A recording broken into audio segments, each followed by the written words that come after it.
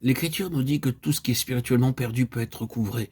Cela peut sembler impossible, mais avec l'aide de Dieu, par sa grâce, sa parole, il peut y avoir restauration. Des jeunes hommes étudiaient avec Élisée, et ils trouvaient que le lieu était trop petit pour eux.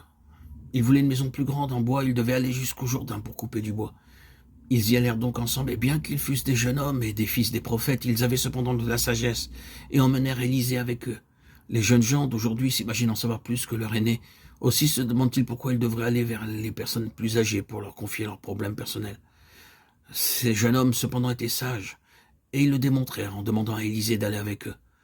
Pendant qu'ils coupaient du bois, un jeune homme perdit son fer de hache qui tomba dans l'eau. Cette hache ne lui appartenait pas et il devait la rendre. Comme un jeune homme sage, il alla vers Élisée, un vieil homme, plutôt que vers les autres jeunes hommes. Il dit, hélas, mon maître, à cause de ma négligence, j'ai perdu le fer de hache. Je dois la rendre, car elle a été empruntée. Dis-moi, maître, ce que je dois faire. Élisée répondit, indique-moi le lieu de sa chute. Alors le jeune homme le lui indiqua. Élisée coupa une branche d'arbre et la jeta dans l'eau. Immédiatement, le fer de hache surnagea. C'est une histoire simple, mais pleine d'une signification profonde, nous enseignant comment toute perte spirituelle peut être recouvrée. Assurez-vous que, où que vous alliez, quel qu'en soit le moment, le Seigneur Jésus-Christ, le véritable Élisée, est avec vous. Deuxièmement, lorsque vous perdez quelque chose, n'ayez pas honte de le confesser. Confessez faute à l'instant. Ne cachez pas votre folie et votre confusion. N'allez pas vers les autres pour être aidé. Allez directement vers le Seigneur Jésus-Christ. Allez à ses pieds, humiliez-vous et confessez-lui vos pertes et vos faillites. Que votre prière soit, hélas, mon maître, que ferai-je? Laissez Christ vous emmener à l'endroit de la perte. Désirez et préparez-vous à voir Dieu vous aider.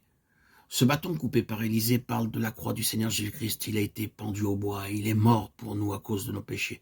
Et par la même croix, notre perte peut être recouvrée.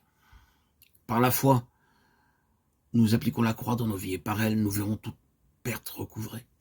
Souvenez-vous de cette simple règle. Tout d'abord, indiquez-lui le lieu où commence la perte dans votre vie. Allez dans ce même lieu et dites, oui Seigneur, à tel moment, à telle heure, je me suis comporté comme un stupide et c'est pourquoi il y a cette perte dans ma vie. Si vous allez vers le Seigneur en confessant cela, il vous aidera à recouvrer toute perte par la puissance de la croix. La croix est la puissance de Dieu, mais la foi est nécessaire, une foi simple et vivante. Notre Seigneur est avec nous. Il dit, voici, je suis toujours avec vous. N'hésitez pas à aller vers lui. Confessez-lui vos pertes. Croyez aussi qu'il est mort sur la croix en votre faveur pour vous aider à recouvrer ces pertes. Vous célébrerez le nom de l'Éternel votre Dieu qui aura fait pour vous des prodiges. Et mon peuple ne sera plus jamais dans la confusion. Joël 2, 26.